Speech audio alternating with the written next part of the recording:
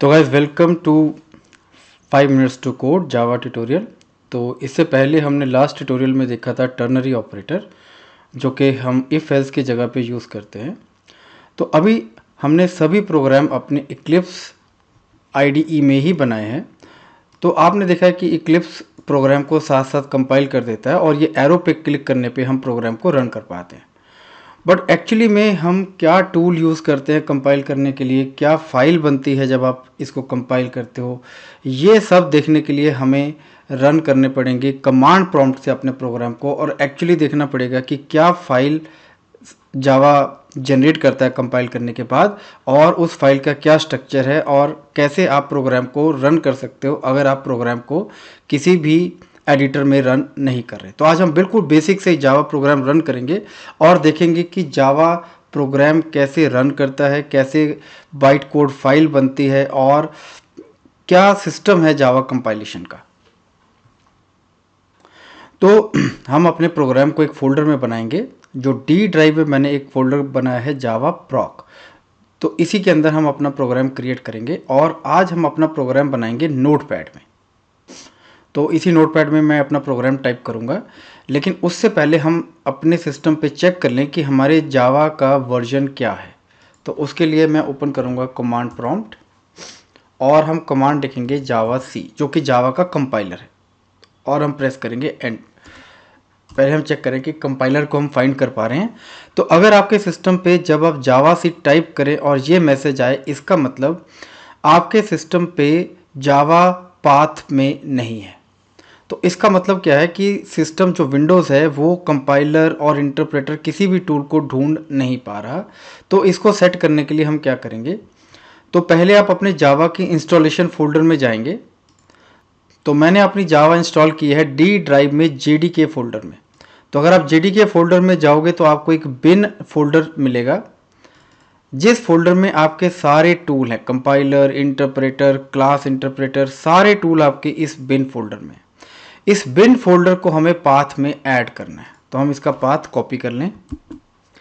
अब आप अपने विंडोज़ के सर्च में लिखें इन्वायरमेंट वेरिएबल्स, और यहाँ पे आपको आ जाएगा ये इन्वायरमेंट वेरिएबल्स का ऑप्शन, इसको हम क्लिक करें। तो आप देख रहे हो कि ये विंडो में आपको दिख रहा है पाथ। इस पाथ को हम करेंगे एडिट और इसमें हम एक न्यू एंट्री क्रिएट करेंगे जो पाथ हमने अभी कॉपी किया है डी जी डी के बिन का। तो आपको हमेशा अपनी ड्राइव, अपने सिस्टम पे जिस भी फोल्डर में आपने जावा इंस्टॉल की है उसमें आपको बिन फोल्डर मिलेगा जिसमें सारे टूल हैं।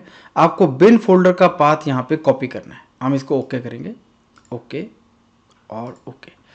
अब हम पुराने कमांड प्रॉम्प्ट को बंद करेंगे और एक नया कमांड प्रॉम्प्ट फिर से ओपन करेंगे और हम चेक करेंगे जावा सी और एंटर करेंगे, और आप देख रहे हो कि जावा सी प्रॉपरली काम कर रहा है। तो मैं एक बार फिर से रिपीट करूंगा कि आपको पहले सर्च करना है एडिट इन्वायरमेंट वेरिएबल्स, और यहाँ से आप जाओगे इन्वायरमेंट वेरिएबल्स की ऑप्शन पे। यहाँ पे पाथ को आप करोगे एडिट और वहाँ पे आप अपना पाथ ऐड कर दोगे। और अब हम चेक करेंगे अपना कंपाइलर का वर्जन। तो मेरे कंपाइलर का वर्जन है 17.0.8। अब हम चेक करेंगे इंटरप्रेटर का वर्जन, तो वो है 17.0.8। तो अगर आपके सिस्टम पे इन दोनों वर्जन में आपको ये कोई डिफरेंस दिखा रहा है, इसका मतलब आप कंपाइल करोगे किसी और वर्जन से और रन करोगे आप किसी और वर्जन से। तो इस केस में आप देखोगे कि आपके सिस्टम पे प्रॉब्लम आएगा। तो आपको एक जावा वर्जन अपने सिस्टम से डिलीट करना पड़ेगा अगर आपको दो वर्जन यहाँ पे दिख रहे हैं। तो हमारे केस पे दोनों वर्जन आपस में टैली कर रहे हैं, तो we are good to go. अब हम नोटपैड ओपन करेंगे और अपना एक नया क्लास बनाएंगे। सपोज मैं क्लास को नाम दे रहा हूँ ABC, और वैसे ही same public static void main. Font को थोड़ा बड़ा कर लेते हैं और इसको हम सेव करेंगे जावा प्रॉक और मैं इसको नाम दूंगा a.java। मैंने क्लास का नाम abc दिया है, लेकिन मैं फाइल का नाम रख रहा हूँ a.java। और आपकी हर जावा प्रोग्राम की एक्सटेंशन जो होती है वो है .java। और आप टेक्स्ट डॉक्यूमेंट की जगह ऑल फाइल सेलेक्ट कर लें, नहीं तो सिस्टम नोटपैड इस पर .txt ऐड कर देता है। हम इसको सेव कर लें। तो हमने यहाँ लिखा स्ट्रिंग आर्ग्स, और ये हमारी क्लास कंप्लीट हो गई। यहाँ पे हम एक मैसेज टाइप कर दें, system.out.println फर्स्ट जावा प्रोग्राम।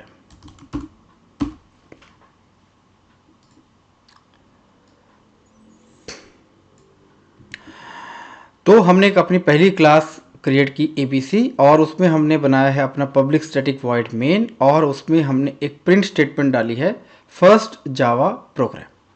अब हम इस फाइल को कंपाइल करेंगे। उसके लिए हम पहले डी ड्राइव में शिफ्ट होंगे और अपने फोल्डर में, और अब मैं लिखूंगा कंपाइलर को कंपाइल करना है abc डॉट, सॉरी फाइल का नाम है a.java। तो हमारी फाइल कंपाइल होगी, कोई एरर नहीं है। अब हमें देखना है कि कंपाइल करने के बाद क्या फाइल कंपाइलर ने जनरेट की है। तो इसके लिए हम इसकी डायरेक्टरी चेक करेंगे। तो आप देख रहे हो कि फाइल हमारी थी a.java, लेकिन जो बाइट कोड फाइल जनरेट की है उसका नाम है abc.class। तो इसका मतलब जो बाइट कोड फाइल है वो क्लास के नाम पे डिपेंड करती है, वो फाइल के नाम पे डिपेंड नहीं करती। तो सबसे पहला इंपॉर्टेंट पॉइंट ये है कि जो byte code file compiler generate करता है उसका नाम फाइल से नहीं बल्कि क्लास के नाम से बनता है। अब हम इसको रन करना चाहें तो हम लिखेंगे जावा और क्लास का नाम। तो हमारी क्लास का नाम है ABC। आपको डॉट क्लास नहीं लगाना, ध्यान रखना है कि रन करने के टाइम आपको डॉट क्लास नहीं लगाना। तो आपको आउटपुट आ गई फर्स्ट जावा प्रोग्राम जो हमने मेन में प्रिंट किया है। अब हम एक फाइल में बना सकते हैं एक से ज़्यादा क्लास भी। जैसे इसमें मैंने एक ही क्लास बनाई है, अब हम इसमें क्लास बना दें class B, class C, class D। आप एक फाइल में कितनी भी क्लासेस बना सकते हैं, और आपने देखा कि इन क्लासेस में मैंने कोई भी मेन नहीं बनाया। हम इसको सेव करेंगे और दोबारा से कंपाइल करेंगे। हमेशा आपको कंपाइल करनी है फाइल, तो इसीलिए मैंने कंपाइलर को दिया है a.java जो हमारी फाइल का नाम है। अब हम दोबारा से चेक करेंगे कि हमारी डायरेक्टरी में क्या है।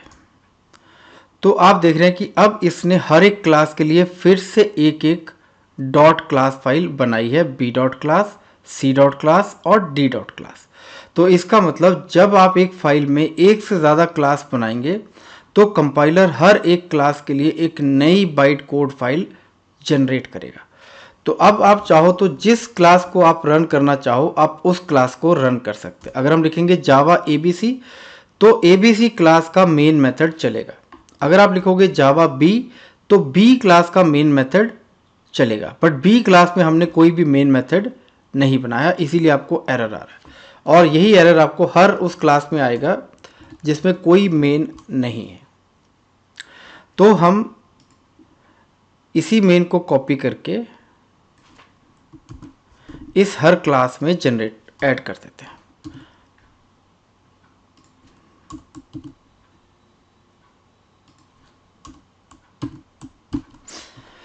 तो एक क्लास में, एक फाइल में आप कितनी भी क्लासेस बना सकते हैं और हर क्लास में भी मेन हम बना सकते हैं। अब दोबारा से हम इसको कंपाइल करें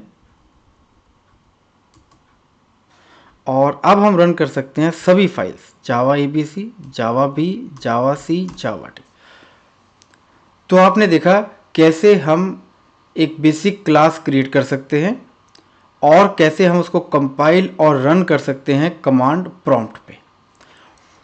अब एक इम्पॉर्टेंट पॉइंट और है, वो ये है कि हमारी फाइल का नाम है a.java और हमारी पूरी फाइल में हमने कोई भी क्लास नहीं बनाई जिसका नाम A हो। तो फाइल के नाम की कोई इम्पोर्टेंस है, हमें ये देखना कि जो फाइल का नाम हम दे रहे हैं क्या उसका इसमें कोई भी इम्पोर्टेंस है? तो उसकी इम्पोर्टेंस ये है कि अगर हम किसी भी फाइल को, किसी भी क्लास को पब्लिक डिक्लेयर करते, जैसे मैंने बी क्लास को पब्लिक डिक्लेयर कर दिया और हम इसको दोबारा कंपाइल करूंगा,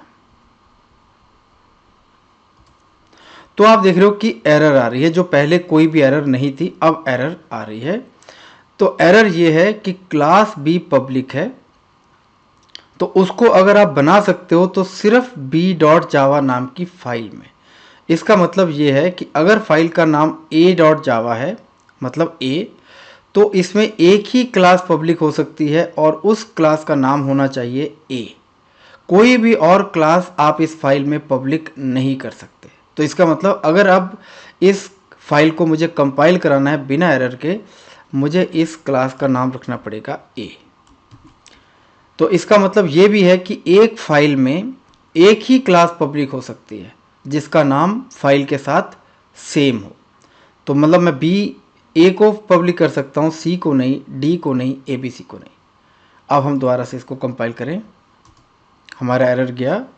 अब हम ए को ही रन करेंगे सिर्फ, तो आपने देखा कि हम ए को बिल्कुल आराम से रन कर पा रहे हैं।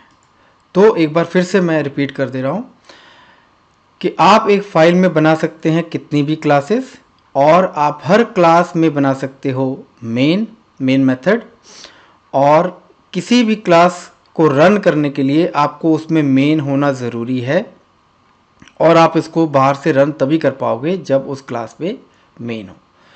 और दूसरी इंपॉर्टेंट चीज़ ये है कि मेन भी आपको ऐसा ही लिखना है जिसमें एक स्ट्रिंग एरे हो। अगर आपने मेन की एरे हटा दी, इसका मतलब आपने मेन बनाया है एक स्ट्रिंग के साथ। हम इसको सेव कर लें।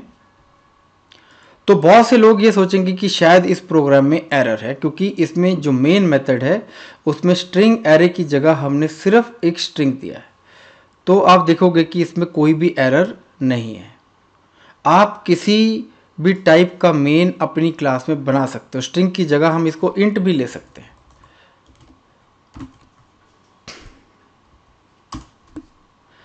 लेकिन इससे क्या फ़र्क पड़ेगा, क्लास को क्या फ़र्क पड़ेगा?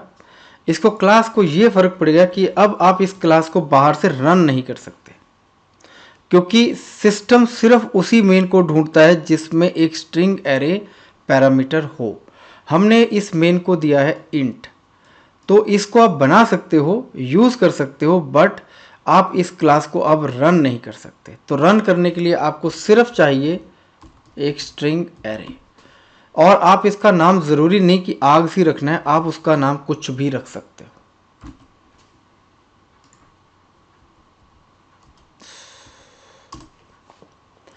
तो उम्मीद करते हैं कि इस लेक्चर से आपको काफ़ी चीज़ें क्लियर हुई होंगी। जावा का एक बेसिक प्रोग्राम कैसे काम करता है और बाइट कोड फाइल कैसे बनती है। लेकिन अभी हमने कोई बाइट कोड फाइल को ओपन नहीं किया, तो अगले लेक्चर में हम बाइट कोड फाइल ओपन करेंगे और किसी टूल से आपको दिखाऊंगा कि क्लास फाइल आप कैसे देख सकते हो।